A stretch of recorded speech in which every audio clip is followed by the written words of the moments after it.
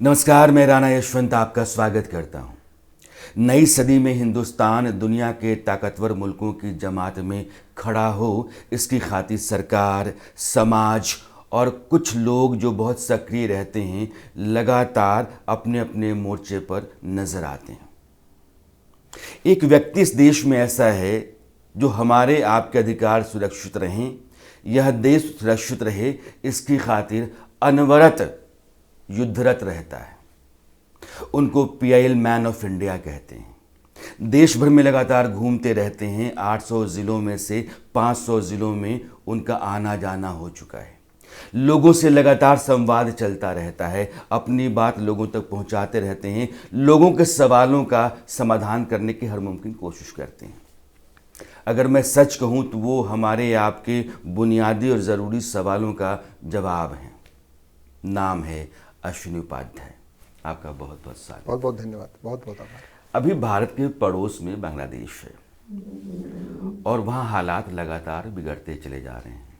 चुनाव वहाँ होने जा रहे हैं और भारत के लिए एक बड़ा खतरा बांग्लादेश हो गया, जो हमारा सहयोगी साथी मुल्क हुआ करता था। आज वहाँ लगातार खतरे की घंटी बजती है हिंदुस्तान को लेकर के। मेरा पहला सवाल यही है कि बांग्लादेश की जो ज़मीन और वहाँ की आबो हवा अब हो गई है, वो भारत के लिए कितना खतरनाक है?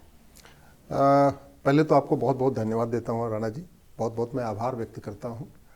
आज की डेट में जहाँ दिन भर सुबह से लेकर शाम तक समस्याओं पे चर्चा होती रहती है, आप समस्या के साथ उसके मूल कारण और उसके समाधान की चर्चा करते हैं। अखबार समस्याओं से भरे हैं, सोशल मीडिया भी समस्याओं से भरा है, टीवी में भी लगभग समस्याएं भरी हुई है, लेकिन समस्या पे चर्चा करके समस्या खत्म नहीं होती। समस्या तभी खत्म होती जब उसका समाधान किया जाए।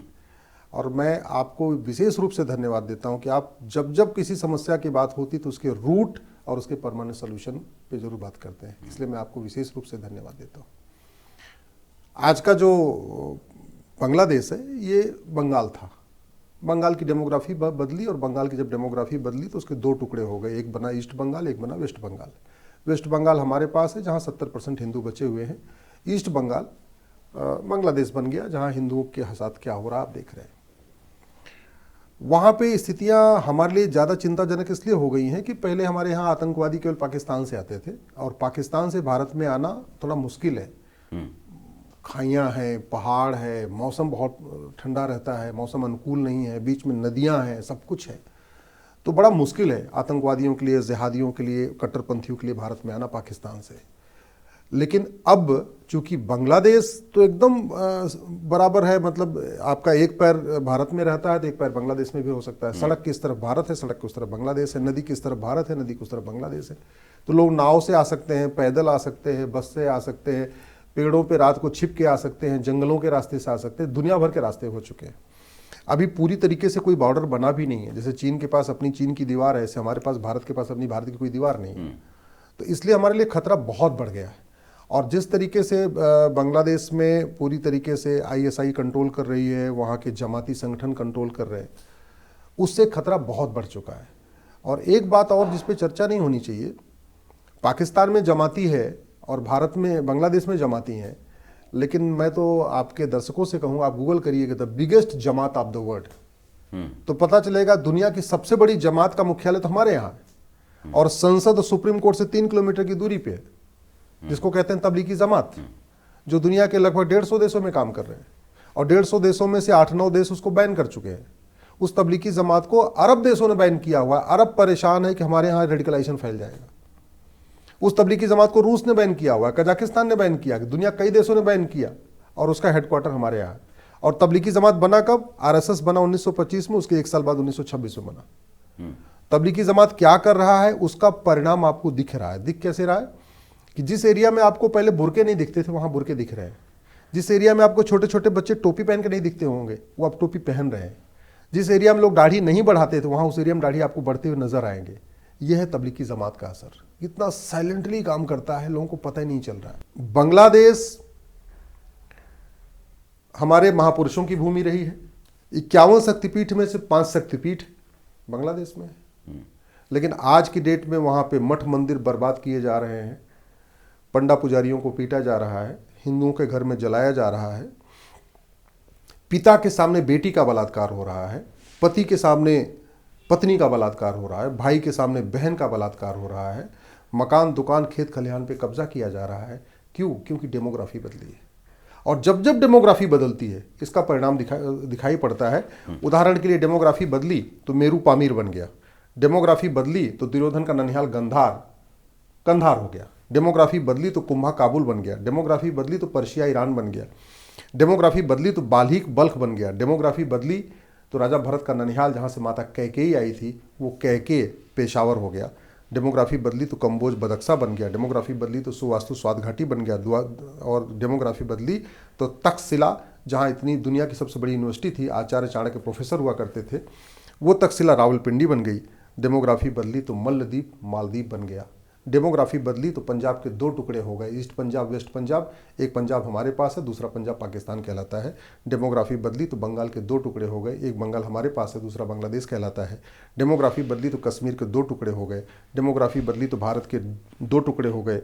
और डेमोग्राफी बदलने के कारण पिछले 2000 साल में भारत के 25 टुकड़े हुए, और डेमोग्राफी बदलने के कारण पिछले 200 साल में भारत के 7 टुकड़े हुए। पिछले 2000 साल में भारत से 25 देश निकले हैं, और पिछले 200 साल में भारत से 7 देश निकले हैं। ये डेमोग्राफी बदलने का दुष्परिणाम है। 800 जिलों में से 500 जिलों में मेरा व्यक्तिगत जाना हुआ, मैं कोई आपको लिखी पढ़ी बात नहीं बता रहा हूँ, सुनी सुनाई बात नहीं बता रहा हूँ, व्यक्तिगत अनुभव की हुई बात बता रहा हूँ। मैं गंगा सागर से लेकर कच्छ तक जा चुका हूँ। मतलब चाहे वो गुजरात का बॉर्डर हो, राजस्थान का बॉर्डर हो, आपके बंगाल का बॉर्डर हो, आपके असम का बॉर्डर हो, आपके उत्तराखंड का बॉर्डर हो, आपके बिहार का बॉर्डर हो, आपके झारखंड का बॉर्डर हो, सारे बॉर्डर मैंने जा के देखे हैं। भारत में 300 तहसीलें हैं जो भारत के बॉर्डर पे हैं, और उन 300 की 300 तहसीलों की डेमोग्राफी बदल चुकी है। भारत में 1500 तहसीलों की डेमोग्राफी बदल गई है। 200 जिलों की डेमोग्राफी बदल गई है। भारत के 9 राज्यों की डेमोग्राफी बदल गई है। हमारे लिए बहुत बड़ी चिंता की बात है। और डेमोग्राफी बदलने का कारण है लव जिहाद है, लैंड जिहाद है, ड्रग जिहाद है, घुसपैठ है, धर्मांतरण है, पॉपुलेशन एक्सप्लोजन है। डेमोग्राफी का एक बड़ा सवाल आप उठा रहे हैं। आप करें कि बांग्लादेश में हिंदुओं की तादाद लगातार कम होती चली गई। वो इलाके जो कभी हिंदू धर्मस्थल तीर्थस्थल या हिंदू राज्य माने जाते थे वो सब मुस्लिम राज्य धर्मस्थल तीर्थस्थल में बदल गए हैं।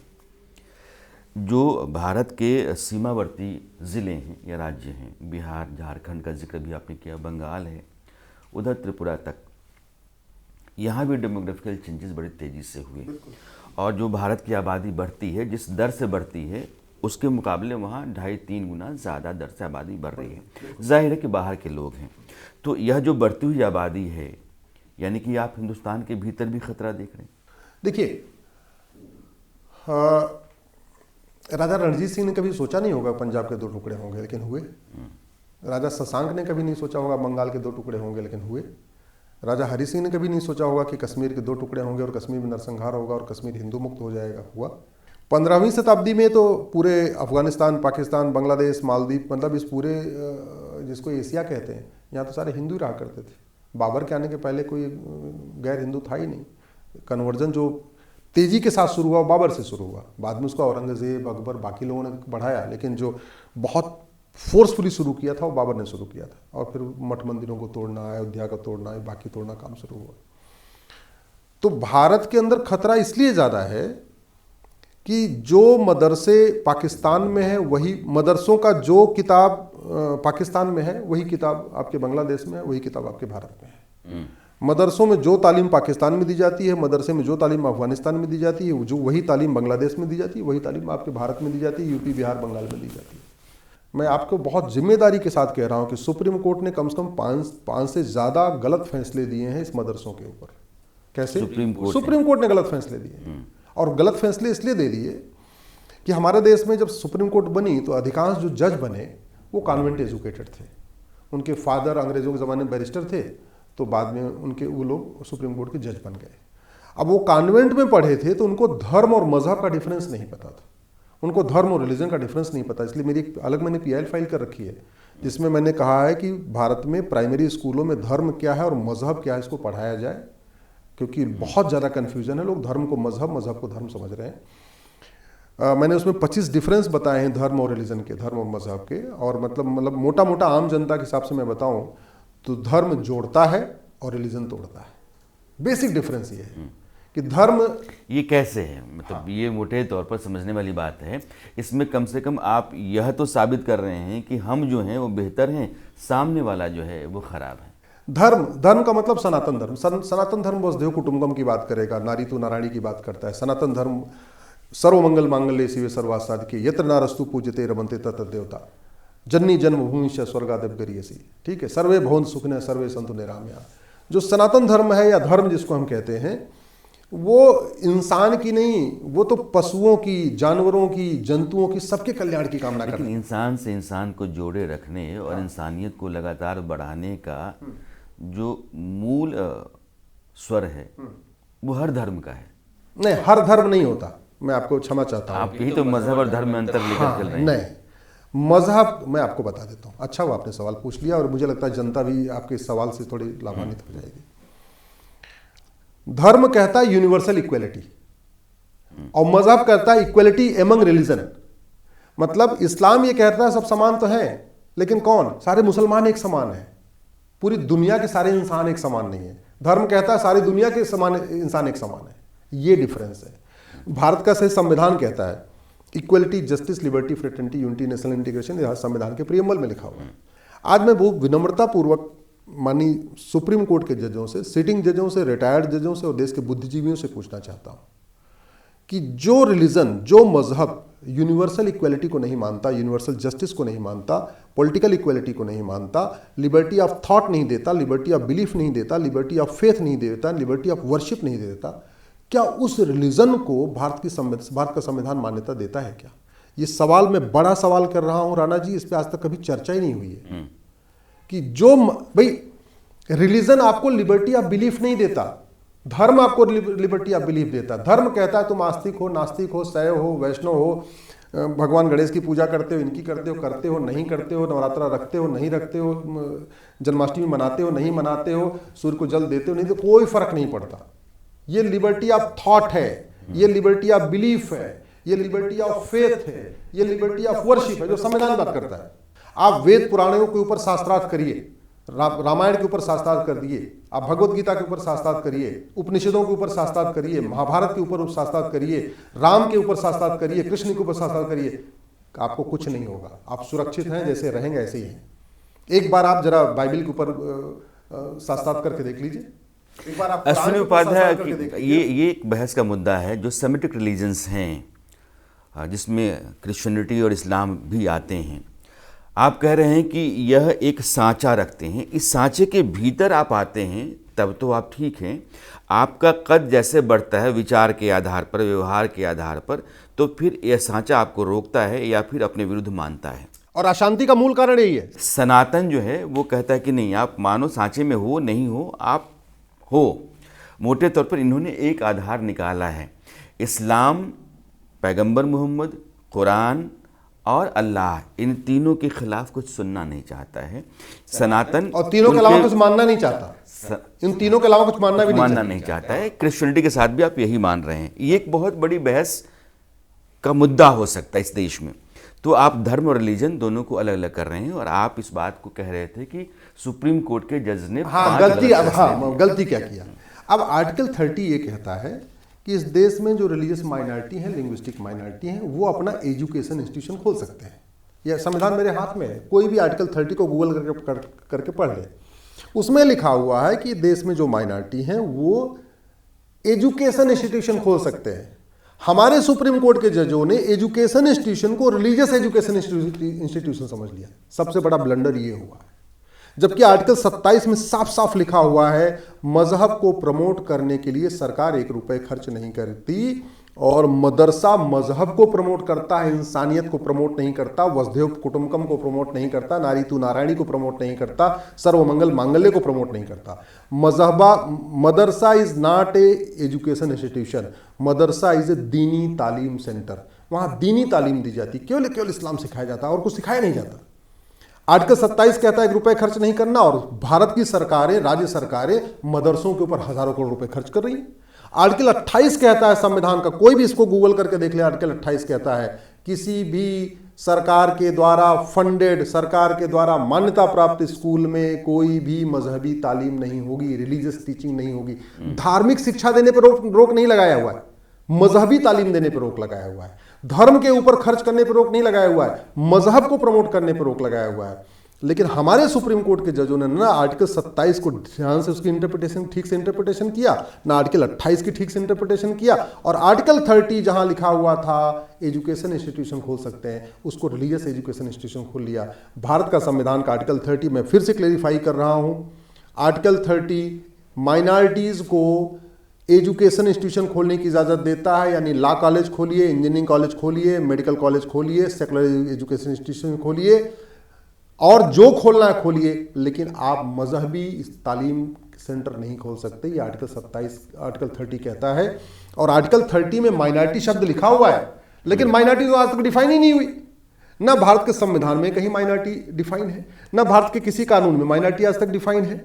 यूएन की डिफिनीशन है एनी ग्रुप और community which is socially, economically, politically non dominant and inferior in population less than 1%।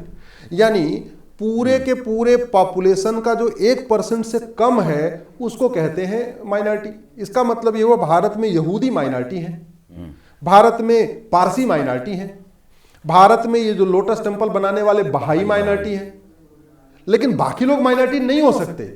ये बात मुझे समझ में नहीं आ रहा, इसके ऊपर चर्चा क्यों नहीं हो रही। ना माइनॉरिटी को डिफाइन किया, ना माइनॉरिटी को आइडेंटिफाई करने की गाइडलाइन बनी।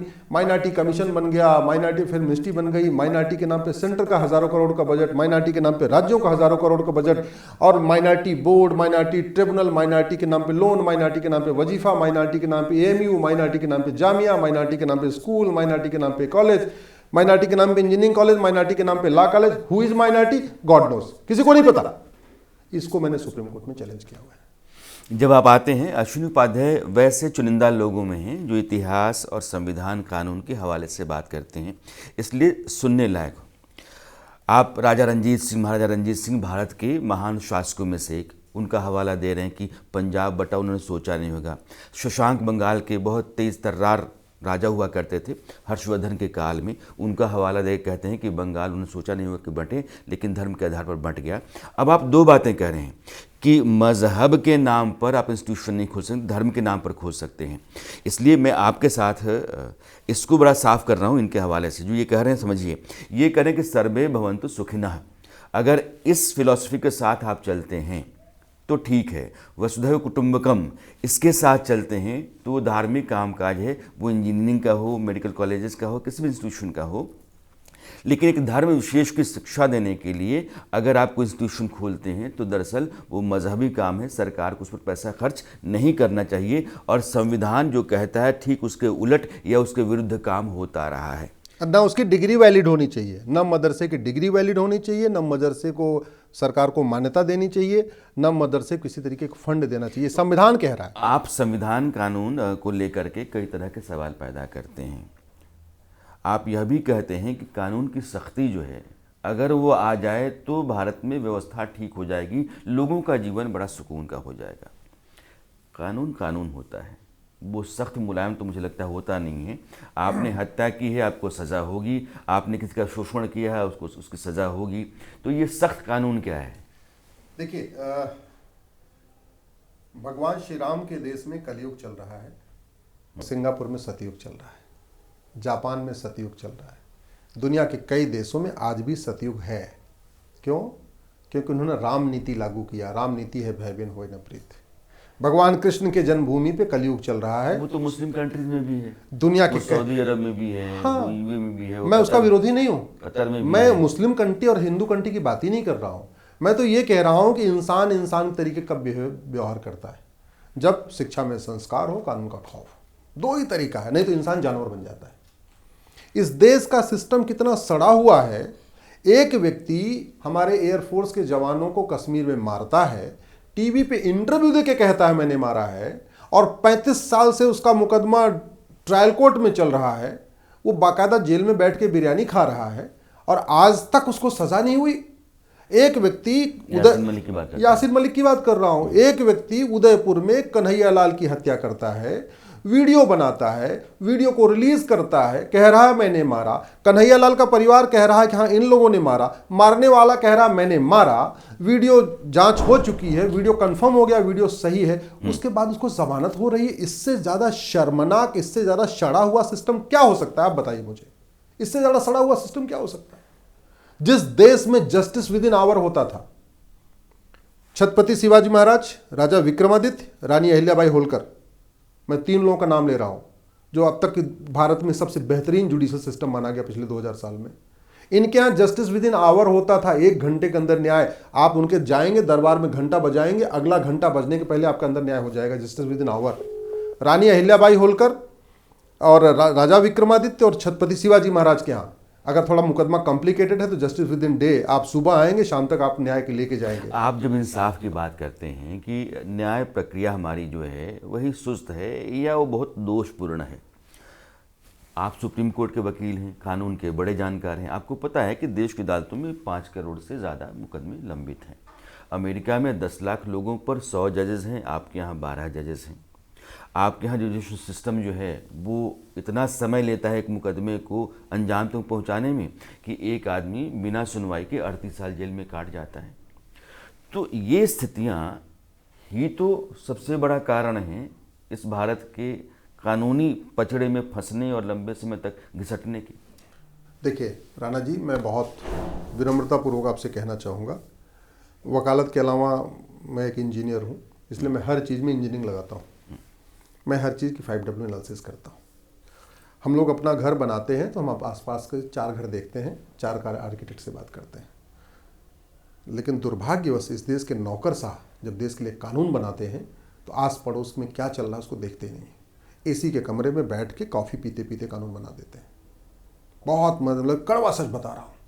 कभी कानून बनाते समय देखते नहीं है कि हमारे जिस विषय पे हम कानून बना रहे हैं, हमारे पड़ोस में चीन में इस पर क्या व्यवस्था है, सिंगापुर में क्या व्यवस्था है, अमेरिका में क्या व्यवस्था है, जापान में क्या व्यवस्था है, दुनिया के और डेवलप्ड कंट्रीज में क्या क्या व्यवस्था, हम देखते ही नहीं है।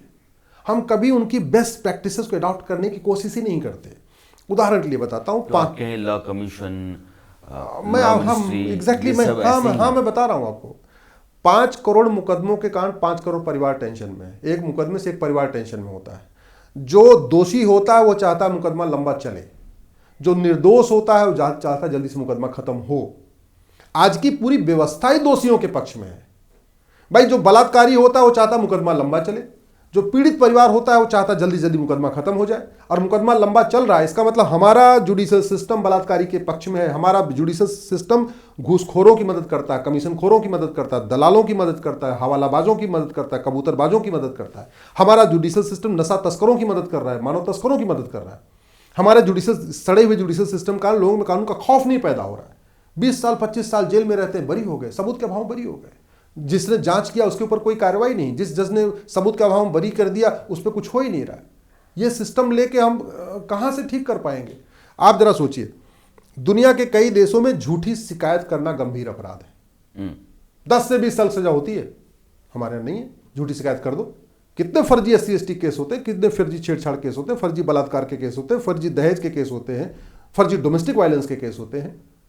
कुछ फर्क ही नहीं पड़ता। तो इसका समाधान क्या है? समाधान कानून बदलना पड़ेगा। अगर क्या बदलना चाहिए? अगर आपको मैं एक कानून बदलने को कहूँ कि एक कानून है जिसको बदल देना चाहिए, तो क्या करेंगे आप? नहीं, एक कानून बदलने से बात नहीं बनेगी। अब आप कहेंगे ये आपको एक दवा दे दो बीमारी ठीक कर दूं, नहीं। जहां कैंसर है उसके लिए कई बीमारी ठीक करनी पड़ेगी। अगर आप पूछते हैं तो मैं तो कहूंगा सबसे पहले सरकार को झूठी शिकायत, झूठी जांच, झूठी गवाही, इसको सीरियस क्राइम डिक्लेयर कर देना चाहिए। चीटिंग, फ्रॉड, फोर्जरी को सीरियस क्राइम डिक्लेयर करना चाहिए। जो अपराध पैसे के लिए किया जाता है इसको सीरियस फाइनेंशियल क्राइम डिक्लेयर किया जाता है। लोग झूठी गवाही देते हैं पैसे के लिए, लोग झूठी शिकायत करते हैं पैसे के लिए, लोग झूठी जांच करते हैं पुलिस वाले पैसे के लिए, जज झूठा फैसला देते हैं पैसे के लिए। जब तक आप करप्शन को जघन्य अपराध नहीं घोषित करेंगे, भ्रष्टाचारियों की 100% संपत्ति जब्त करने, नागरिकता खत्म करने और उनको फांसी, चीन जैसा फांसी देने के लिए कानून नहीं बनाएंगे, तब तक भारत में खौफ नहीं पैदा हो सकता। इस देश में हर साल 2 लाख लोग रोड एक्सीडेंट में मरते हैं और उसमें से 50% लोग टूटी हुई रोड के कारण मरते हैं, सड़क में गड्ढे के कारण मरते हैं, और सड़क में गड्ढे का मूल कारण है भ्रष्टाचार। इस देश में जमीन विवाद में हर साल 2 लाख लोग मरते हैं मतलब हमारे देश में आतंकवाद से कई गुना ज्यादा लोग रोड एक्सीडेंट में मरते हैं, आतंकवाद से कई गुना ज्यादा लोग जमीन विवाद में मरते हैं, हाथ पैर टूटता है, परिवार तबाह होते जा रहे हैं। जानते हैं जमीन विवाद का मूल कारण क्या है? क्योंकि जो दबंग होता है जगह पे कब्जा कर लेता है और गरीब को कहता है जा तू थाने चला जा। वो थाने जाएगा, थाने से उसको कोई मदद नहीं मिलेगी। क्यों? इतना सड़ा हुआ कानून। हमने जमीन पे कब्जा करने को क्राइम डिक्लेयर नहीं किया। आप जमीन, आप बोलो, आपके मान लीजिए आपके गांव में जमीन हो, दीवानी मामला हो गया, आपके जमीन कोई कब्जा कर ले, आप थाने जाओगे, थानेदार क्या बोलेगा? साहब ये जमीन का हम क्या करें, आप तो कोर्ट जाओ।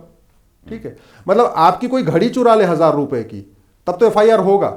आपकी कोई भैंस चुरा ले तो एफआईआर होगा, और आपकी पूरी गौशाला कोई कब्जा कर ले तो आपका एफआईआर नहीं होगा। कोई बकरी चुरा ले तो एफआईआर हो सकता है, कोई आपका 100 रुपए चुरा ले तो एफआईआर हो सकता है। आपके 100 करोड़ की जमीन पे कोई कब्जा कर ले तो एफआईआर नहीं हो सकता। ऐसा सिस्टम चल रहा है, तो लोगों में खौफ नहीं। दबंग को पता है यार मुकदमा तो 40 साल चलेगा, 40 साल इसके हम जमीन बोएंगे, जोतेंगे, फसल उगाएंगे, फसल काटेंगे, सब कुछ करेंगे। लोग अपना मकान छुड़ाने में लोगों को 50 साल लग जा रहा है। बेचारा किराए पे दिए थे, जितना किराया नहीं आया उससे कई गुना तो मुकदमा लड़ने में चल गया। आपके दिल्ली एनसीआर में कई सारे केस मेरे पास है। आम्रपाली का होम बायर्स का केस मेरे पास है, सुपरटेक के होम बायर्स का मेरे पास केस है। ऐसे कई सारे बिल्डर्स हैं जिन्होंने चीटिंग फ्रॉड किया। उनके बहुत अच्छी जगह पर लेकर के आ गए हैं। हाँ। ये आम आदमी के इंटरेस्ट का मामला है। घर उसने खरीदा तो ज़रूर, ईएमआई दे रहा है, किराए पे रह रहा है, किराया भरता है, ईएमआई भरता है, मकान उसको मिलता नहीं है और वो पिस रहा है। उसकी ज़िंदगी जो है वो नारकीय हो गई। ऐसा क्यों है, और क्या किसी आम आदमी के पास इससे बाहर निकलने का कोई रास्ता है?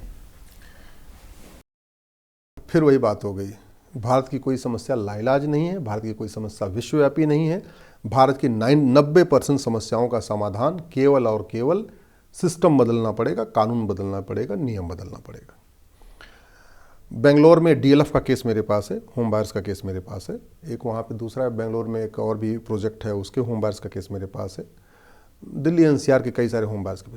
हो क्या रहा है कि बुकिंग करते समय दुनिया भर के सपने दिखा रहे हैं। स्विमिंग पूल भी होगा तो ये भी होगा, तो ये भी होगा, तो ये होगा, 3 साल के अंदर आपको कब्जा दे देंगे, बढ़िया मकान, उसमें दरवाजे भी रहेंगे, खिड़की भी रहेगी, ये भी सब कुछ वादा कर दिए, और उसके बाद देते नहीं है। क्यों जानते हैं? क्योंकि इस देश में फर्जी कॉन्ट्रैक्ट करना, फर्जी एग्रीमेंट करना, फर्जी वादा, झूठा वादा करना, ये सीरियस क्राइम नहीं है। अगर आप डिक्लेयर कर दो कि आपने जो वादा किया है आपने टाइम बाउंड नहीं किया, आपको 20 साल की जेल में होगी, वो फट से मान जाएगा। हमारे देश में क्या किया है, जो गरीब आदमी है उसके लिए तो फाइन ज़्यादा रखी हुई है, और जो अमीर आदमी है उसके लिए जेल कम रखी हुई है। अमीर आदमी पैसे से नहीं डरता। ये जो बड़े बड़े बिल्डर हैं ना, इनके ऊपर आप 10 लाख रुपए पेनाल्टी लगा दो, क्या फर्क पड़ता है?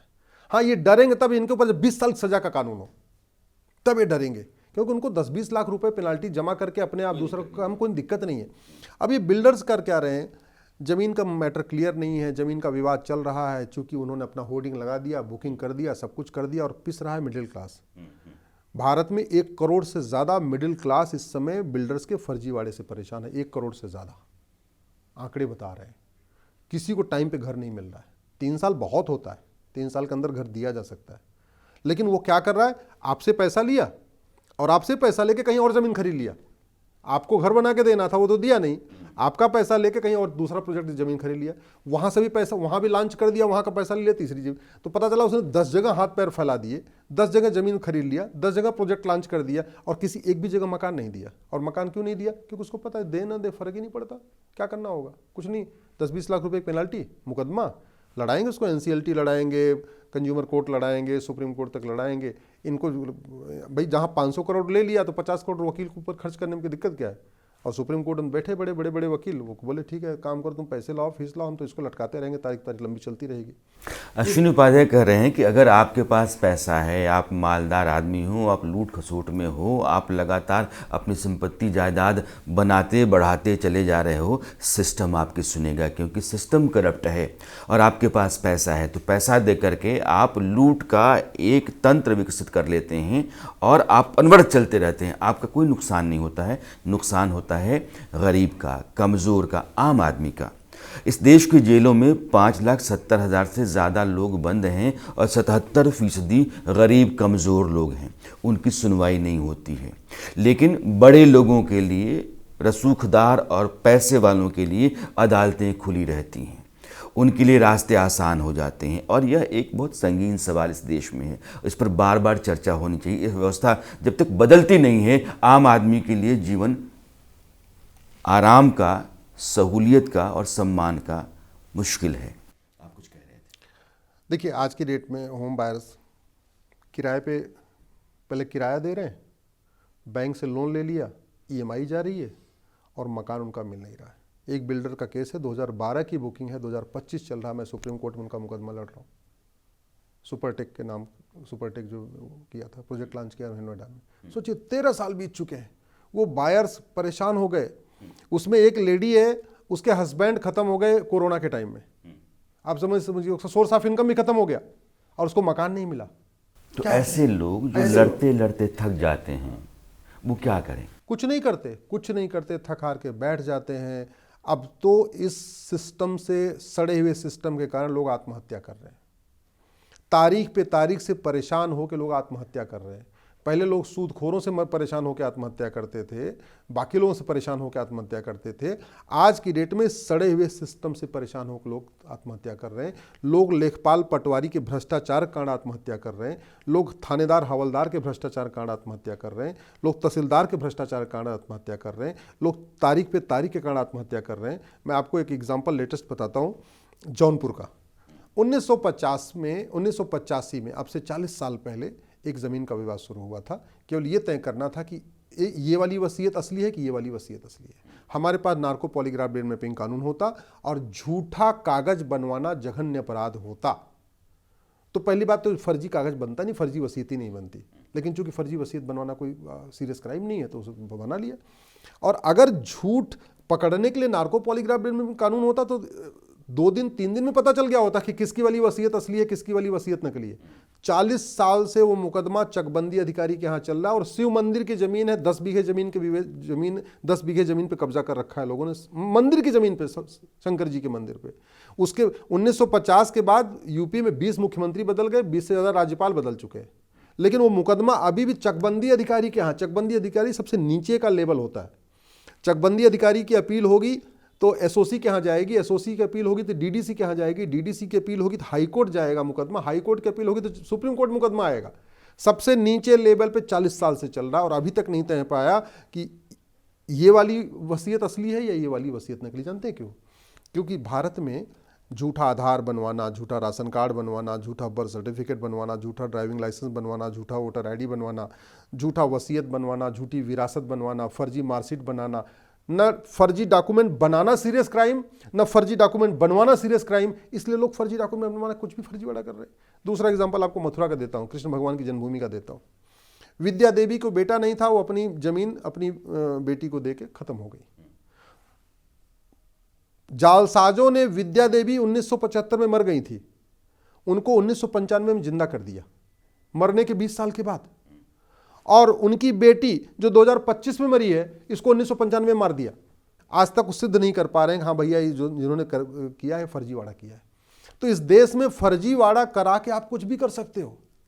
आप फर्जी डॉक्यूमेंट बना के सुप्रीम कोर्ट को किसी को भेज दो, आपको 10 साल की सजा नहीं होगी। मैं आपको बहुत जिम्मेदारी के साथ कह रहा हूं। आप फर्जी कागज से पार्लियामेंट को किसी के नाम पे कर दो, आपको 10 साल की भी सजा नहीं होगी। इतना सड़ा हुआ कानून इस देश का। उसी को बदलने के लिए मैं संघर्ष कर रहा हूं, इसी को बदलने के लिए मैं देश भर में घूमता रहता हूं। मैंने सब कुछ छोड़ दिया ना Rana ji. Monday to Friday supreme court रहता हूं, सैटरडे संडे दुनिया मतलब बाहर घूमता रहता हूं। 2025 में 130 जिलों में जाना हुआ है, अब तक 800 जिलों में से 500 जिलों में जाना हुआ है। जागरूकता आ रही है, लेकिन इसका समाधान संसद में होगा, इसका समाधान सुप्रीम कोर्ट में होगा। तो सुप्रीम कोर्ट से मैं अपनी भरपूर कोशिश कर रहा हूं, लेकिन सुप्रीम कोर्ट में बहुत ज्यादा बदलाव नहीं हो सकता। अल्टीमेटली आपको कानून बदलना पड़ेगा। कानून बदलेगा, लोकसभा राज्यसभा। ये मामले बहुत गंभीर हैं। एक महिला अगर 30 साल तक अपने जिंदा होने की लड़ाई लड़ के थक जाती है, एक आदमी 38 साल तक बिना सुनवाई के जेल में रह जाता है, पाकिस्तान की जंग लड़के आने वाला एक सैन्य अधिकारी अपना घर नहीं ले पाता है, इसका मतलब ये है कि इस देश के आम नागरिक की लड़ाई, उसके अधिकार और उसका सम्मान, यह तीनों आसान नहीं है। उसके लिए बहुत मुश्किल है इन तीनों को बचा पाना और बनाए रख पाना। कहा यह जाता है अमूमन कि सत्ता जो है वो लोगों के लिए बेहतर कर रही है, और हर सरकारों का ये दावा रहता है। इंसान ने सत्ता का कॉन्सेप्ट जब सोचा समाज के लिए तो इसलिए कि व्यवस्था बन जानी चाहिए, एक नियम से चले। हमारे यहाँ भी सरकारों के अपने दावे रहते हैं। आपसे जब बात होती है तो लगता है कि सरकारों के सारे दावे जो हैं खोखले हैं। क्या लीडरशिप का सवाल है कि एक जो नैरेटिव बेस्ड लीडरशिप चलती रही हमारे यहाँ, वो पॉलिसी बेस्ड लीडरशिप में कन्वर्ट होनी चाहिए, या उसकी दरकार है देश को? देखिए, लीडर तो वही मिलते हैं जो समाज चाहता है। समाज जैसा लीडर समाज का आईना होता है। अगर आपके एरिया से कोई गैंगस्टर निकल के आ रहा है तो आप गैंगस्टर को पसंद कर रहे हो, तभी तो आप उसको सांसद बना के, मतलब सांसद बना रहे हो, विधायक बना रहे हो आप। पहली बात तो वर्तमान सरकार ने बहुत अच्छे काम किए। उदाहरण के लिए लगभग 1,500 अंग्रेजी कानूनों को ख़त्म कर दिया, उससे काफ़ी चीज़ें बदली। वर्तमान सरकार का इंटेंशन भी बहुत अच्छा है। इंटेंशन कैसे? कि उन्होंने बोला भाई 1860 का इंडियन पिनल कोड बदल दो। अब प्रधानमंत्री और गृहमंत्री का ये काम नहीं है कानून बैठ के ड्राफ्ट करना। कानून बैठ के ड्राफ्ट करना नौकरशाहों का काम है। तो नौकरशाहों क्या ड्यूटी है भाई? मान लीजिए आपके पिताजी ने बोला कि राणा जी एक काम करो, गांव ये घर बहुत पुराना हो गया, 100 साल, आइए इस घर को बदलो, नया घर बनाओ। अब बेचारे वो पिताजी थोड़ी बैठ बैठ के वो नींव बनवाएंगे और फाउंडेशन बनवाएंगे, पिलर खड़ा कराएंगे। अब तो ये राणा जी की ड्यूटी है कि आस पड़ोस देखें, बढ़िया देखें, आर्किटेक्ट से बात करें और पिताजी के सपनों को साकार करें, बेहतरीन घर बना के दें। हमने 150 साल के बाद आईपीसी बदला, लेकिन जानते हैं उस आईपीसी को 20% तो बदलाव हुआ, बाकी वो कहते हैं नई बोतल में पुरानी शराब हो गई। जहां 1,000 रुपये पेनाल्टी थी उसमें एक जीरो बढ़ा दिया, उसको 10,000 कर दिया। जहां 500 रुपये पेनाल्टी थी उसमें एक जीरो बढ़ा दिया, उसको 5,000 कर दिया। जहां 100 रुपये पेनाल्टी थी उसमें एक जीरो बढ़ा दिया, उसको 1,000 कर दिया। अब मैं आपको बता रहा हूं कि कैसे बेहतरीन हो सकती थी। ये बीएनएस मेरे हाथ में ही है, ये बीएनएस मैं आपको दिखाता हूं। हम लोगों ने 150 साल के हम लोगों ने 150 साल के बाद मैकाले द्वारा बनाया गया इंडियन पिनल कोड बदला, उसकी जगह हम बीएनएस ले आए। लेकिन इस बीएनएस को देख के मैं पूरे जिम्मेदारी के साथ कह सकता हूं कि बीएनएस को ऐसे लगता है केवल और केवल भारत के किसी कमरे में बैठ के, किसी रूम में बैठ के बना दिया गया, बाहर देखा ही नहीं गया। ये देखिए मेरे हाथ में अमेरिका का फेडरल पिनल कोड है। आपको दिख रहा होगा, ये मोटा भी है और ये पतला है, ये बड़ा भी है, ये छोटा भी है। ठीक है, अमेरिका ने क्या किया, जितने अपराध थे उन सबको एक ही किताब में डाल दिया। चैप्टर 1, चैप्टर 2, चैप्टर 3, चैप्टर 4, ऐसे 150 चैप्टर डाल दिए और 150 अपराध को डिफाइन कर दिया। तो फ़ायदा क्या हुआ? जो हवलदार मुकदमा लिखता है वो एक किताब को खोलता है, इसके इंडेक्स में जाता है, चैप्टर देखता है, फट से मुकदमा लिख देता है। आईओ के पास जो जांच करने जाता है उसको पूरा कानूनों का मकड़जाल लेके नहीं जाना होता, बस एक किताब लेके जाता है, जो जांच करना होता है इसी में इंडेक्स देख देख के चैप्टर वाइज उसको लिखता चला जाता है। जज के लिए भी अच्छा है, उसको 20 किताब नहीं खोलनी है, एक किताब खोलना है, इसी में से उसको फैसला कर देना है। वकील के लिए भी अच्छा है, कोर्ट 10 किताब लेके नहीं जाना है, एक ही किताब लेके जाना, काम कर देना है। हमारे यहाँ हमने क्या किया, 50 कानूनों का मकड़जाल चल रहा है। घूसखोरी का अलग कानून, जमाखोरी का अलग कानून, मिलावटखोरी का अलग कानून, कालाबाजारी अलग कानून, नशा तस्करी का अलग कानून, मानव तस्करी का अलग कानून, सोना तस्करी का अलग कानून, गौ तस्करी का अलग कानून, आतंकवाद का अलग कानून, जिहाद का अलग कानून, कन्वर्जन का अलग कानून, दुनिया भर के कानून, और उसके ऊपर से बीएनएस। हम चाहते तो इस बीएनएस को बनाते समय एक, जैसे यूएस में ये फेडरल पिनल कोड है, एक ऐसा हम भारतीय दंड संहिता या इंडियन पिनल कोड बना लेते, one nation one penal code बनाते, सारे के सारे कानूनों का मकड़जाल, चाहे वो मनी लॉन्ड्रिंग वाला कानून है, चाहे ब्लैक मनी वाला कानून, सब में इसमें जोड़ देते। पहला तो ये हमने नहीं किया। दूसरा, हमने इस बीएनएस में ऑर्गेनाइज क्राइम डिक्लेयर किया, सेक्शन 111। आप मुझे बताइए, लफ्ज़ जिहाद ऑर्गेनाइज क्राइम है कि अनऑर्गेनाइज क्राइम है? ऑर्गेनाइज क्राइम बड़े प्लान्ड वे में होता है। घुसपैठ प्लान्ड क्राइम है, अनप्लान्ड क्राइम है? Planned crime. Conversion planned crime है कि अनप्लान्ड क्राइम है ना? हमने प्लान्ड क्राइम के लिए, ऑर्गेनाइज क्राइम के लिए सेक्शन 111 बनाया इसमें, लेकिन ना उसमें लफ्ज़ जिहाद को ऑर्गेनाइज क्राइम डिक्लेयर किया, ना लैंड जिहाद को ऑर्गेनाइज क्राइम किया, ना घुसपैठ को ऑर्गेनाइज क्राइम किया, ना ड्रग स्मगलिंग को ऑर्गेनाइज क्राइम किया, ना ह्यूमन ट्रैफिकिंग को ऑर्गेनाइज क्राइम किया, न कन्वर्जन को ऑर्गेनाइज क्राइम किया। इस देश की डेमोग्राफी बदल रही है लफ्ज़ जिहाद के कारण। साल में 5 लाख बहन बेटियां लफ्ज़ जिहाद का शिकार हो रही हैं। 5 लाख में से 1.5 लाख तो मिल जाती हैं, 3.5 लाख मिलती नहीं है। 3.5 लाख मिलती नहीं बिल्कुल। इसके बावजूद हमने लफ्ज़ जिहाद के लिए इस पर कोई चैप्टर नहीं रखा। भारत में 5 करोड़ घुसपैठी आके बैठे हुए, मेरी PIL चल रही है, और जब NRC होगी तो पता चला आंकड़ा और क्रॉस होगा, क्योंकि 2017 मैंने 5 करोड़ का आंकड़ा दिया था।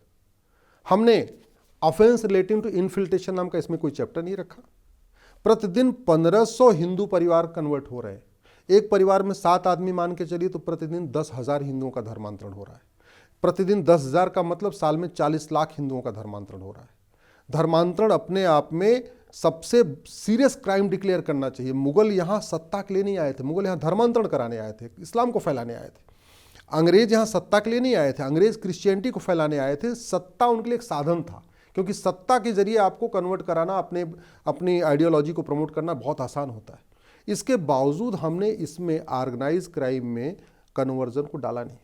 हमने ना इसमें एक चैप्टर डाला offence relating to religion conversion, ना हमने इसमें चैप्टर डाला ऑफेंस रिलेटिंग टू इन्फिल्ट्रेशन, ना हमने इसमें चैप्टर डाला offence relating to drug smuggling. आज की डेट में 1 लाख करोड़ रुपए का ड्रग कारोबार चल रहा है भारत में। 10 करोड़ लोग नशेड़ी हो चुके हैं। इस 10 करोड़ में ज़्यादातर लगभग 5 करोड़ यूथ हैं, जिनको डॉक्टर बनना चाहिए, इंजीनियर बनना चाहिए, कुछ और बनना चाहिए, वो नशे में डूब चुके हैं। हमारा धन भी जा रहा है, हमारा धर्म भी जा रहा है। सिंगापुर में ड्रग स्मगलिंग की केवल एक सजा है, फांसी, आजीवन कारावास नहीं है। सिंगापुर में एक व्यक्ति 900 ग्राम गांजा लेके पाया गया तो उठा के फांसी दे दिया। हमारे देश में 9-9 कुंटल गांजा पाया जाता है, फिर भी जमानत मिलती है। क्यों? क्योंकि हमने कानून में एक चैप्टर तक अलग से नहीं जोड़ा है। हमने लफ्ज़ जिहाद को न राष्ट्र की सुरक्षा के लिए खतरा घोषित किया, न देश की एकता अखंडता के लिए खतरा घोषित किया, न वेजिंग वॉर डिक्लेयर किया, न हमने इसको अपनी संप्रभुता के लिए खतरा घोषित किया। तो पुलिस कुछ कर नहीं पा रही है। भाई बहन होए न प्रीत, सठे साठ्यम समाचरित, लोहा लोहे को काटता है। 90% धर्मांतरण मैं साल भर के अंदर रोक के दिखा सकता हूं। 90% घुसपैठियों को बिना NRC के मैं भारत से भगा सकता हूं। 90% ड्रग कारोबार को मैं साल भर के अंदर रोक के दिखा सकता हूं। और कुछ नहीं करना, कोई लाठी डंडा नहीं चलाना, कुछ नहीं करना, केवल कानून बदलना है, और कानून बदलने की कोई लागत नहीं आती। मैं आता हूँ इस पर। अश्विनी उपाध्याय ये कह रहे हैं कि हर साल 5 लाख महिलाएं लव जिहाद का शिकार थी। मोटे तौर पर कन्वर्जन का एक दूसरा रास्ता है ये। आप ये कह रहे हैं कि 40 लाख लोग यानी हिंदू हर साल कन्वर्ट होते हैं, माने हिंदू धर्म से किसी और धर्म में जाते हैं। आप नशा को मानते हैं कि 1 लाख करोड़ का नशा का कारोबार हिंदुस्तान के भीतर है, और यह जो खतरे हैं हिंदुस्तान के लोगों के ऊपर, मोटे तौर पर मानते हैं कि हिंदुओं के ऊपर एक बड़ा खतरा है। आपकी राय में यही है। मैंने आपको मान लिया कि आप देश के कानून मंत्री बन गए। आपको अगर कानून मंत्री बना दिया जाता है तो अश्विनी उपाध्याय क्या कर सकते हैं, क्या करेंगे? सबसे पहले मैं यूनिफॉर्म पुलिस कोड लागू करूंगा, पुलिस चार्टर लागू करूंगा, पुलिस को रिस्पॉन्सिबल बनाऊंगा, पुलिस को अकाउंटेबल बनाऊंगा। उसके बाद मैं जुडिशल चार्टर लागू करूंगा, जजों की अकाउंटेबिलिटी फिक्स करूंगा। ये तारीख पे तारीख वाला सिस्टम खत्म करेंगे और सुनिश्चित करेंगे भारत में जस्टिस विद इन ईयर हो, साल भर के अंदर मुकदमों का फैसला हो। तीसरा, मैं एक एडमिनिस्ट्रेटिव चार्टर लागू करूंगा, मतलब पूरे देश में जो प्रशासनिक अधिकारी हैं, तहसीलदार, कलेक्टर, कप्तान, वो एक तरीके से काम करें। मैं 1 नेशन 1 पिनल कोड लागू करूंगा। जितना भी कानूनों का मकड़जाल चल रहा है उसको मिक्स करके, जैसे अमेरिका में फेडरल पिनल कोड है, इस तरीके से 1 नेशन 1 पिनल कोड बनाऊंगा। मैं फर्जी डॉक्यूमेंट बनाने और फर्जी डॉक्यूमेंट बनवाने को सीरियस क्राइम डिक्लेयर करूंगा। मैं फर्जी FIR लिखवाने को, फर्जी जांच करने को, फर्जी गवाही को और फर्जी फैसले देने को सीरियस क्राइम डिक्लेयर करूंगा। मैं भ्रष्टाचार को जघन्य अपराध घोषित करूंगा और भ्रष्टाचारियों की 100% प्रॉपर्टी जब्त करने, नागरिकता खत्म करने और साल भर के अंदर फांसी देने के लिए कानून बनाऊंगा, जैसे चीन में देते हैं।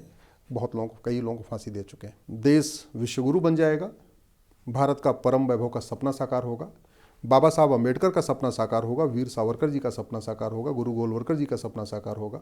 पूज्य हेडगेवार जी का सपना साकार होगा। लेकिन उनके सपनों को साकार करने के लिए सिस्टम बदलना पड़ेगा, कानून बदलना पड़ेगा। अश्विनी उपाध्याय को लगता है कि उनको कानून मंत्री बना दिया जाता है तो इन तमाम फैसलों के जरिए देश को बेहतर स्थिति में ला सकते हैं। मैं कानून अभी तक की सरकारों ने क्यों नहीं किया? मैं कानून मंत्री बनूं चाहे ना बनूं, लेकिन मैं कह रहा हूं जिन कानूनों की बात मैं कर रहा हूं, ड्राफ्ट हमसे ले लीजिए, आप बना लीजिए, हमें कानून मंत्री मत बनाइए। हमें कानून मंत्री, क्या लगता है आपको हमें कोई अड़चन सपना कहाँ नहीं। है? सरकार तो कहती है ना, या कहती रही है कि हम इस देश के आम आदमी की ज़िंदगी को सहूलियत और आराम का बनाएंगे, सम्मान का बनाएंगे। तो नागरिक के पास जीने की बुनियादी ज़रूरतें और सम्मान, यह दोनों कानून का, सरकार का पहला फ़र्ज़ बनता है। अगर ऐसा नहीं हुआ अभी तक आपकी नज़र में, और आप कह रहे हैं कि सब सरकारों का दोष है। देखिए, मैं इसलिए कह रहा हूं, सरकार का दायित्व तो है एक अपनी तरफ से इंटेंशन क्लियर कर देना। इम्प्लीमेंटेशन काम करना है नौकरशाह का। नौकरशाह अगर काम नहीं कर रहे हैं तो फिर से वही बात है कि नेतृत्व का काम है नौकरशाहों को पकड़ पकड़ कर देखना। मेरा मानना है कि अगर आप कानून मंत्री हैं, आप जो भी जिस डिपार्टमेंट के मंत्री हैं, आपके सामने जो ड्राफ्ट आ रहा है तो सबसे पहला सवाल ये होना चाहिए कि भैया तुम जो ड्राफ्ट बना के लाए हो इस पे चीन में क्या व्यवस्था है, जापान में क्या व्यवस्था है, सिंगापुर में क्या व्यवस्था है, अमेरिका में क्या व्यवस्था है, ये पहला सवाल पूछना चाहिए। जिस दिन हमने ये दिमाग में रख लिया कि हमारा एजुकेशन सिस्टम दुनिया का सर्वोत्तम होगा, हमारा जुडिशल सिस्टम दुनिया का सर्वोत्तम होगा, हमारा पुलिस सिस्टम दुनिया का सर्वोत्तम होगा, चीज़ें ठीक हो जाएंगी। आज की डेट में हमारे पास क्या है? हमारे पास वर्ल्ड क्लास हाईवे है, वर्ल्ड क्लास एक्सप्रेसवे है, वर्ल्ड क्लास एयरपोर्ट है, वर्ल्ड क्लास मिसाइल है, हमारे पास परमाणु बम है, ये सब चीज़ें हैं। दुर्भाग्यवश जिन चीज़ों पे पैसा खर्च करता होता है वो सब हमारे पास वर्ल्ड क्लास है, और जो चीज़ें मुफ्त में हो सकती हैं वो हमारे पास वर्ल्ड क्लास नहीं है। हम जिस मामले में दुनिया में वर्ल्ड क्लास थे वो हमारे पास नहीं है। उदाहरण के लिए मैं 3 एग्जाम्पल आपको देता हूँ। हमारी शिक्षा व्यवस्था दुनिया में सर्वोत्तम थी और सबसे सस्ती थी। हमारी चिकित्सा व्यवस्था दुनिया में सर्वोत्तम थी और सबसे सस्ती थी। हमारी न्यायिक व्यवस्था दुनिया में सर्वोत्तम थी और सबसे सस्ती थी। दुनिया के लोगों को जब कुछ नहीं पता था तब इस देश में आचार्य आपके महर्षि चरक, महर्षि सुश्रुत जैसे बड़े बड़े डॉक्टर हुए, जब लोगों को कुछ पता ही नहीं था।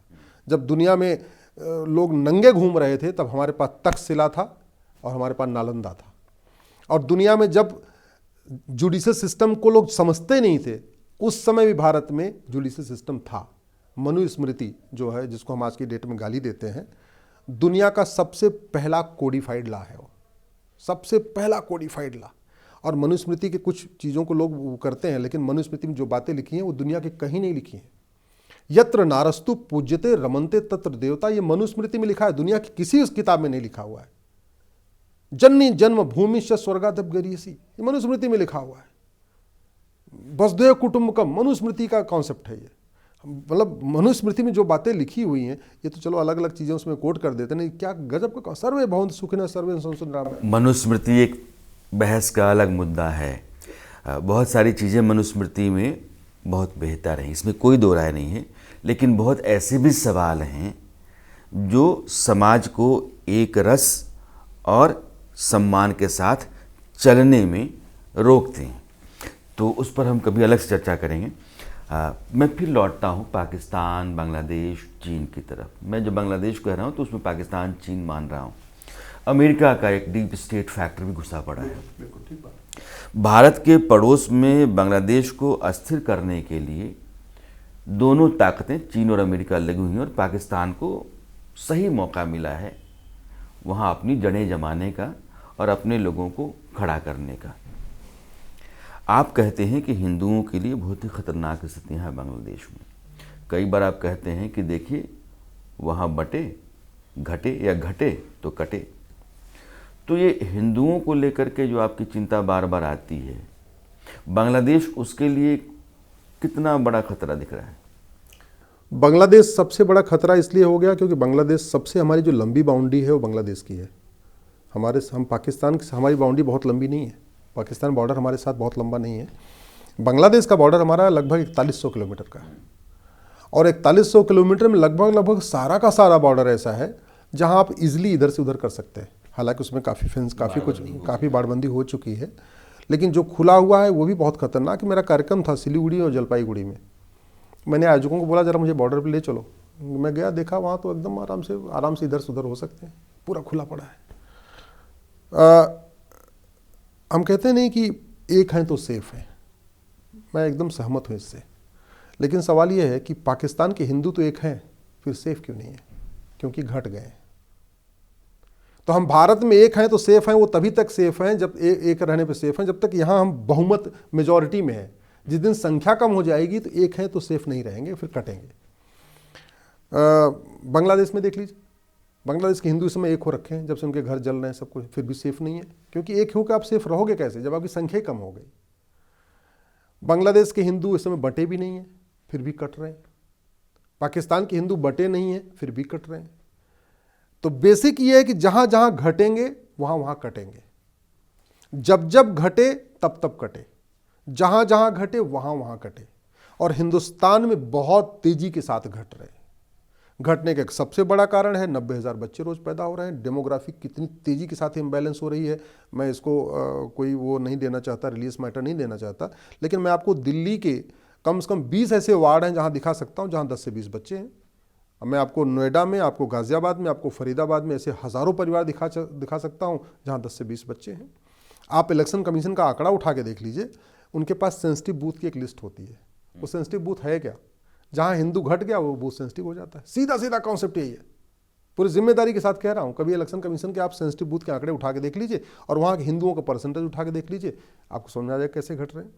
आप किसी भी लोकसभा क्षेत्र की वर्तमान वोटर लिस्ट और 25 साल पुरानी वोटर लिस्ट को कंपेयर कर लीजिए, आपको समझ में आ जाएगा हम कितने तेजी के साथ घट रहे हैं।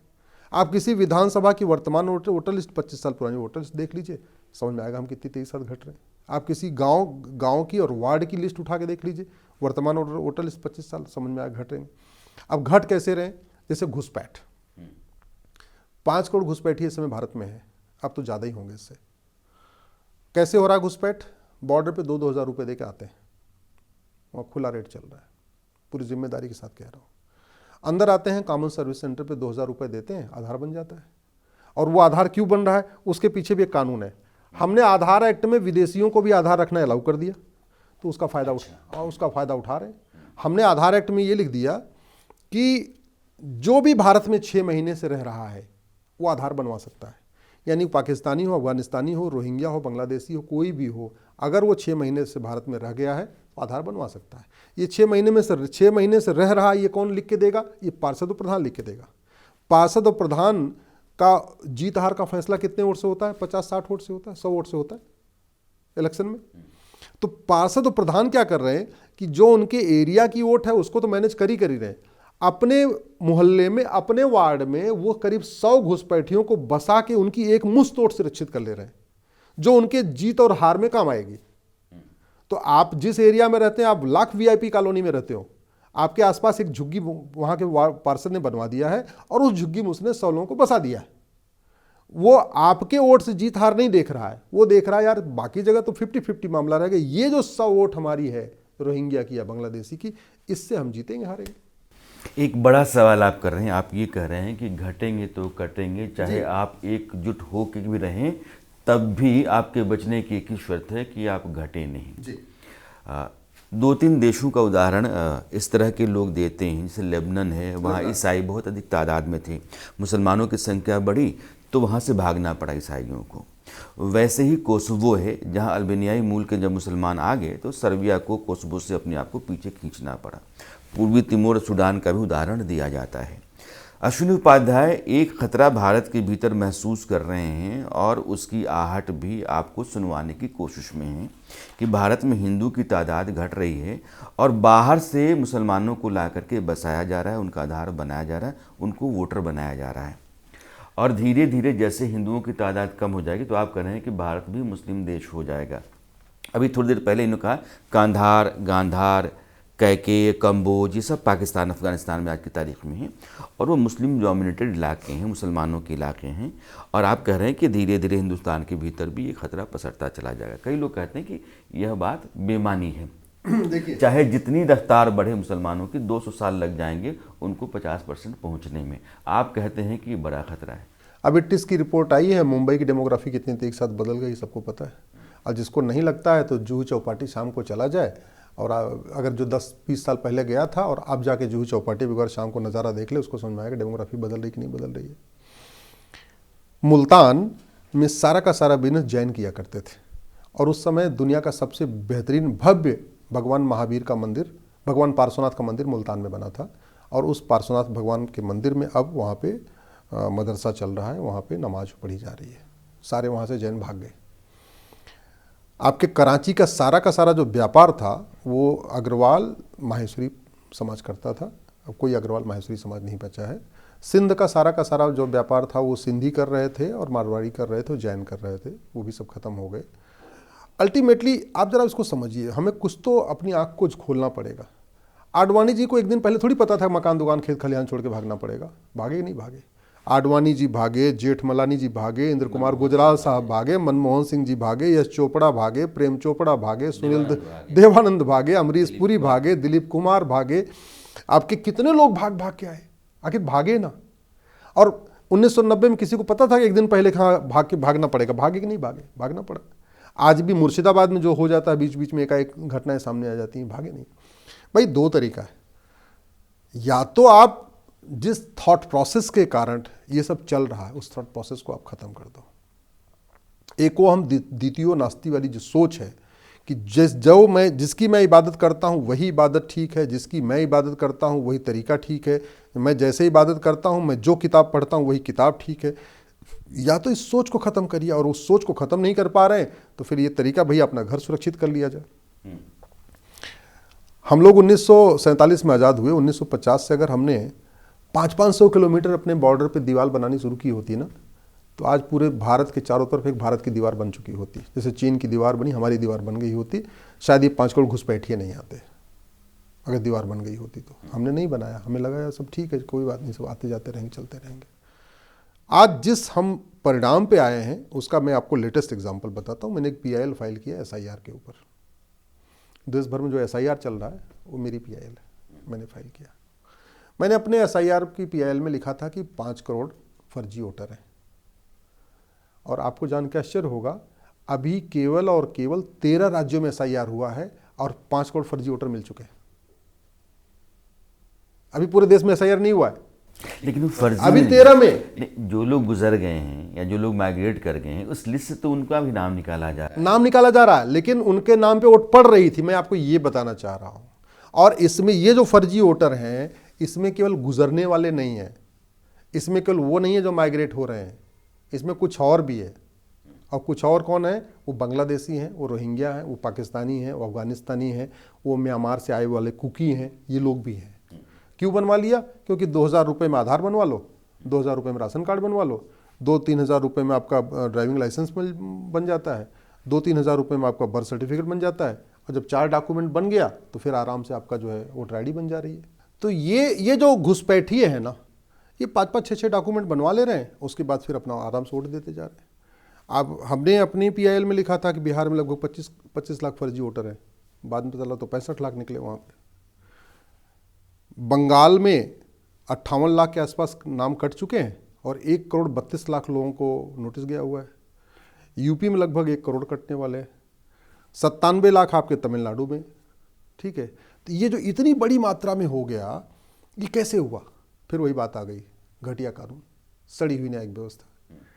मतलब आप जरा सोचिए कि किसी दुनिया के किसी भी देश में इतने फर्जी वोटर नहीं जितने भारत में है। और वो क्यों? क्योंकि 2 जगह से वोटिंग करना ये सीरियस क्राइम नहीं है। आज तक हमने अगर डेथ सर्टिफिकेट को वोटर लिस्ट से जोड़ा होता कि जैसे डेथ सर्टिफिकेट इश्यू होगी इमीडिएटली आपका वोटर लिस्ट से नाम कट जाएगा, तो ये जो मरे हुए लोग वोट दे ही नहीं पाते। मतलब कितनी टेक्नोलॉजी आ चुकी है। हम मंगलयान बना लिए, सूर्ययान बना लिए, आदित्ययान बना लिए। हमने एक सॉफ्टवेयर डेवलप नहीं किया कि जैसे डेथ सर्टिफिकेट इश्यू होगी ऑटोमेटिकली उसका वोटर लिस्ट से नाम निकल जाएगा। भाई आदमी मर गया तो वोटर लिस्ट निकलना चाहिए, उसके लिए फॉर्म भरने की जरूरत ही नहीं है। तो हमने टेक्नोलॉजी का यूज़ नहीं किया। हमने चूंकि भ्रष्टाचार को सीरियस क्राइम डिक्लेयर नहीं किया, भ्रष्टाचारियों को कठोर दंड की व्यवस्था नहीं किया, तो नतीजा हुआ कि हर जगह से आपको 5-2 हज़ार रुपये में डॉक्यूमेंट बनते जा रहे हैं, वोटर लिस्ट में नाम पड़ता जा रहा है। ये काम करते हैं कौन? अपने पार्षद प्रधान है, जो लोग छोट भैया नेता हैं, वो करवा रहे हैं।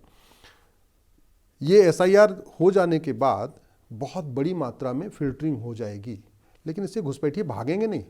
अभी हो क्या रहा है प्रैक्टिकली, जब बिहार में SIR हो रहा था ना, तो कुछ तो वहीं थे, कुछ भाग गए थे बंगाल। अभी जब बंगाल में SIR शुरू हुआ तो कुछ तो वहीं है, बस नाम नहीं, इधर उधर दाएं बाएं शिफ्ट हो गए। कुछ बिहार भाग आए हैं, कुछ झारखंड चले गए हैं, कुछ दाएं बाएं चले गए, कुछ अपने बांग्लादेश भी चले गए। इनको भगाने का एक ही तरीका है, एक तो SIR रेगुलर इंटरवल पे हो, हर 5 साल में हो। मेरी वही PIL मैंने जो हमारी मांग भी सुप्रीम कोर्ट में ही, हर 5 साल में एक बार SIR होना चाहिए। दूसरा, फर्जी वोटर लिस्ट वोटर ID बनाने और बनवाने को सीरियस क्राइम डिक्लेयर किया जाए। हमारे पास एक इस BNS में ऑफेंस रिलेटिंग टू इलेक्शन तो है, लेकिन उसमें फर्जी वोटर ID बनाना और बनवाना सीरियस क्राइम नहीं है, इसलिए कानून का खौफ नहीं पैदा हो रहा है। जब तक ये नहीं होगा कि भाई जो फर्जी डॉक्यूमेंट बनाएगा बनवाएगा उसको हम 10-20 साल सजा देंगे, तब तक मामला रुकेगा नहीं। दुनिया में कहीं ऐसे नहीं होता। दुनिया में ऑस्ट्रेलिया में फर्जी डॉक्यूमेंट बनाना और बनवाना 10 से 20 साल सजा है। सिंगापुर में फर्जी डॉक्यूमेंट से बनवाना बनाना और बनवाना 7 से 14 साल की सजा है। चीन में 10 से 20 साल सजा है और हमारे यहाँ कोई सजा ही नहीं है, सामान्य अपराध है, सीरियस मतलब कोई सीरियस क्राइम भी नहीं है। तो ये जो कानून की सख्ती है या कानून की समझ है, मुझे लगता है कि इसमें इंटेंट होना चाहिए कि हम लोगों के जीवन को इस तरह के खतरों से या इस तरह के अपराध से, षड्यंत्र से मुक्त रखें। तो सीरियस क्राइम की कैटेगरी में वो बातें नहीं आती हैं जिन बातों का होना लाजिम है कि तो होना ही चाहिए यार, और नहीं हो रहा है। आप ड्रग्स का जिक्र कर रहे थे, हिंदुस्तान में ड्रग्स का धंधा बढ़ा जा रहा है। उत्तर प्रदेश में एक बहुत बड़ा विवाद चल रहा है, कोडीन कंट्रोवर्सी, और कहा यह जा रहा है कि जो ड्रग्स के आदी हैं वो कोडीन पी करके और अपने नशे को, जो खुराक है उसको पूरा कर लेते हैं। कोडीन कंट्रोवर्सी या इस तरह के सिरप जो देश में हैं, क्या वाकई उनका ड्रग्स से कोई रिलेशन है? इसके पीछे मूल कारण ये है, हमारे देश में आज भी अंग्रेज़ों द्वारा बनाया गया 1940 का ड्रग एक्ट चल रहा है। आज तक हमने इसको बदला ही नहीं। हमने कुछ संस्थाएं तो बना दिया, लेकिन उस संस्थाओं का इम्प्लीमेंटेशन ठीक से नहीं किया। तो आप आर्टिकल 47 तो कहता है कि आप जो है नशाबंदी करेंगे, आप जो है पूरी तरीके से भारत को नशा मुक्त बनाएंगे। हालत ये हो गई है कि नशा हर जगह बिक रही है। अगर डायरेक्ट नहीं बिक रही है तो वो सिरप के रूप में बिक रही है, जिसको आप कोडीन कह रहे हैं। कोडीन का कंटेंट क्या है मेरे को नहीं पता, उसका आउटकम क्या आया, लैब से क्या निकला, उसमें कितना कितना है, लेकिन जो अभी तक पता चल रहा है कि हाँ उसमें नशे की चीज़ें मिलाई जा रही थी। एक तरीके से वो नशे के लिए ही यूज़ की जा रही थी। वो कब सिरप कम हो गया था, नशे का सिरप ज़्यादा हो गया था। उसका पीछे का बड़ा कारण यही है कि मिलावटखोरी करना, नकली दवा बनाना, नक्काली करना, ये कोई सीरियस क्राइम नहीं है जब तक उसका इफ़ेक्ट हमने देखा ही नहीं। हम चीज़ों को बनाते हैं लेकिन उसका इम्पैक्ट नहीं देखते कि उसका इम्पैक्ट क्या हो, हेल्थ इम्पैक्ट क्या है, उसका मेंटल इम्पैक्ट क्या है, उसका सोशल इम्पैक्ट क्या है। हम ले दे के सबको लाइसेंस दे देते हैं, लाइसेंस देते समय ये भी नहीं देखते, उसे कोई अंडरटेकिंग भी नहीं लेते कि अगर आपने कुछ ये अपनी अंडरटेकिंग आपने तोड़ी तो आपके साथ ये सज़ा होगा। ऐसा कुछ हमने किया नहीं है। उसी का परिणाम ये है कि इसके पहले भी एक मध्य प्रदेश में हुआ था कि तमिलनाडु में शायद कप सिरप बनता था, उसमें 20-22 बच्चे भी ख़त्म हो गए थे। वो एक नकली कप सिरप का मामला था। फिर ये कोडीन वाला आया, और इसमें ऐसे चीज़ें कभी इंडिविजुअल एक व्यक्ति नहीं करता। जब तक उसमें नेताओं और नौकरशाहों की मिली भगत ना हो, जब तक उसमें अधिकारियों का पूरा संरक्षण प्राप्त ना हो, तब तक ऐसा कोई काम कर नहीं पाता। ये जो कप सिरप हुआ है ये भी उसी का परिणाम है कि हमने न तो मिलावटखोरी खिलाफ कठोर कानून बनाया, न तो हमने नकली दवा बनाने के खिलाफ कठोर कानून बनाया। अंग्रेज़ों वाला कानून आज भी चल रहा है, और इसमें भी केवल पूछताछ होगी, बस, ज़्यादा कुछ नहीं होगा। इसमें वो प्यादे पकड़े जाएंगे, असली मास्टरमाइंड पकड़े भी नहीं जाएंगे, क्योंकि हमने नार्को पॉलीग्राफ ब्रेन मैपिंग का सिस्टम भी नहीं बनाया हुआ है। भाई अल्टीमेटली ना उसको पुलिस पीटेगी, ना वो सच उगलेगा, न सच उगलेगा तो जो ऊपर वाले हैं उसके पास जिनका वरदहस्त प्राप्त है वो पकड़े भी नहीं जाएंगे। वो नीचे वाले जो प्यादे हैं वो पकड़े जाएंगे, उनकी जो होगी, जो 4-6 साल सजा होगी तो हो जाएगी, बस, ज़्यादा कुछ नहीं होने वाला। यानी कि फर्जीवाड़ा, गोरख धंधा, जालसाजी, तस्करी, इस तरह की जितनी भी चीज़ें हैं वो भारत के लिए बड़ा ख़तरा रही हैं, लेकिन कानून ने इतनी रियायत दे रखी है, इतनी ढिलाई उसके भीतर है कि यह सारा काम देश में होता रहता है, और वो धड़ल्ले से होता है क्योंकि उनको पता है कि कानून के ज़रिए ही वो अपने निकलने का रास्ता निकाल लेंगे। मैं आपको इसका समाधान बताता हूँ। हमारे पूर्वज कहते थे, न रहेगा बाँस न बजेगी बाँसुरी। ठीक है, खूब सुना हम लोगों ने। लोहा लोहे को काटता है, तो लोहा लोहे को काटता है, उसका सिद्धांत ये है कि आप कानून कठोर करो। न रहेगा बांस न बजेगी बांसुरी, इसका मतलब क्या हुआ? इस देश में जितने भी गलत काम होते हैं वो होते कैसे हैं? कैश में, घूसखोरी कैश में, जमाखोरी कैश में, मिलावटखोरी कैश में, कालाबाजारी कैश में, नशा तस्करी कैश में, कट्टा बम बारूद कैश में, माओवादियों की फंडिंग कैश में, नक्सलियों की फंडिंग कैश में, जिहादियों की फंडिंग कैश में, नकली कोडीन सिर्फ कैश में, जितने भी काम होते हैं ये सब कैश में होते हैं। हमने कैश को कंट्रोल करने के लिए बहुत स्ट्रिंजेंट स्टेप नहीं लिया हमने। सरकारी आंकड़े कहते हैं कि भारत में 80% लोग पर डे 100 रुपये से कम खर्च करते हैं। मात्र 20% लोग हैं जो पर डे 100 रुपये से ज़्यादा खर्च करते हैं। जो 20% 100 रुपये ज़्यादा खर्च करते हैं उनके पास एटीएम, पेटीएम, भीम, UPI, debit card, credit card है। आज की डेट में वो जूता बनाने वाला, मोची, धोबी, नाई, चाय वाला, टपरी वाला भी 10-20 रुपये लेने लग गया, ऑनलाइन लेने लग गया। आज की डेट में 100 रुपये से बड़े नोट की ज़रूरत ही नहीं है। मैं कह रहा हूँ 100 रुपये से बड़ी नोट बंद हो जाए, आधी समस्या आपकी ख़त्म हो जाएगी। कैश लेन देन की लिमिट सेट कर दिया जाए, 1000 रुपये से ऊपर कैश लेन देन बंद कर दिया जाए, किसी को कोई दिक्कत नहीं आएगी। ये पहले नहीं हो सकता था, लेकिन जो वर्तमान सरकार और मोदी जी ने जो एफर्ट किया है भारत में, इस तरीके से क्रांति लाई, जो क्रांति किया है यूपीआई को, जिस तरीके से आज की डेट में ये संभव है कि 1000 रुपये से ऊपर कैश लेन देन रोक दिया जाए। 130 करोड़ आधार बन चुके हैं, हर घर में आधार है, हर परिवार के पास आधार है। अगर आधार बेस्ड ट्रांजैक्शन शुरू कर दें और 10,000 से ऊपर ये कर दें, आधार मैंडेटरी कर दिया जाए और लिंकिंग शुरू हो जाए, ऐसी चीज़ें रुक जाएंगी। इसका होगा क्या? अभी हम क्या करते हैं कि हमने ईडी बना रखा है, ये बना रखा है, वो बना रखा है, छापा छुपा मारने। फिर ये इन संस्थाओं की भी कोई ज़रूरत नहीं। दिल्ली में बैठे बैठे सरकार को पता चल जाएगी कि ये व्यक्ति साल में कमाता 10 लाख रुपए है, खर्च करता 40 लाख रुपए है। कुछ करना नहीं है भाई। पैसा जब कैश बंद हो गया, 1000 रुपये से ऊपर कैश लेन देन बंद हो गई, तो अल्टीमेटली उसको यूपीआई करना पड़ेगा। यूपीआई करना पड़ेगा और आधार एक आदमी के एक ही आधार होता है, सारा उसमें मर्ज होता रहेगा। मतलब एक तरीके से उसका आधार नंबर उसका बैंक का ट्रांजैक्शन नंबर हो गया। सरकार को बैठे बैठे पता चल जाएगा इसने कमाया कितने और खर्च कितना किया। अगर कमाने में और खर्च करने में डिसबैलेंस आ रहा है और कोई लोन नहीं लिया है, बस पकड़ लो, सीधे से उठा के ख़त्म करो। आपको लगता है कि ये हो सकता है? होना चाहिए। और हमें मोदी जी पे पूरा भरोसा है। होना चाहिए। हमें मोदी जी पे पूरा भरोसा है कि आने वाले टाइम में प्रधानमंत्री जी 100 रुपये से बड़ी नोट बंद करेंगे, 1000 रुपये से ऊपर कैश लेन देन बंद करेंगे, प्रॉपर्टी को आधार से लिंक करेंगे और भ्रष्टाचारियों के खिलाफ चीन जैसा कानून बनाएंगे। डॉक्टर अम्बेडकर ने कहा था कि लोकतंत्र लोगों के जीवन में बदलाव लाने का सिर्फ कागजी वायदा नहीं, बल्कि असल में उनके जीवन में बदलाव आना चाहिए। बदलाव लाने का एक ही औजार हथियार होता है, कानून। और कानून जो बनता है उसके पीछे जो मंशा है वो तय करती है कि दरअसल आम आदमी के जीवन को वाकई कानून के ज़रिए एक बेहतर स्थिति में लाने की कोशिश कर रही है या फिर नहीं। अश्विनी उपाध्याय से बातचीत करते समय लगता है कि बहुत सारी चीज़ें हैं जो इंटेंट पर जाकर के टिक जाती हैं। नासमझी तो नहीं ही हो सकती है, लेकिन वो मंशा कहीं ना कहीं सवालों के दायरे में आ जाती है। आपसे बात करने के बाद मुझे लगता है कि ये चर्चा बहुत लंबी चल सकती है, बहुत देर तक चल सकती है, लेकिन समय की पाबंदी। बहुत बहुत शुक्रिया आपका। Thank you. Thanks a lot.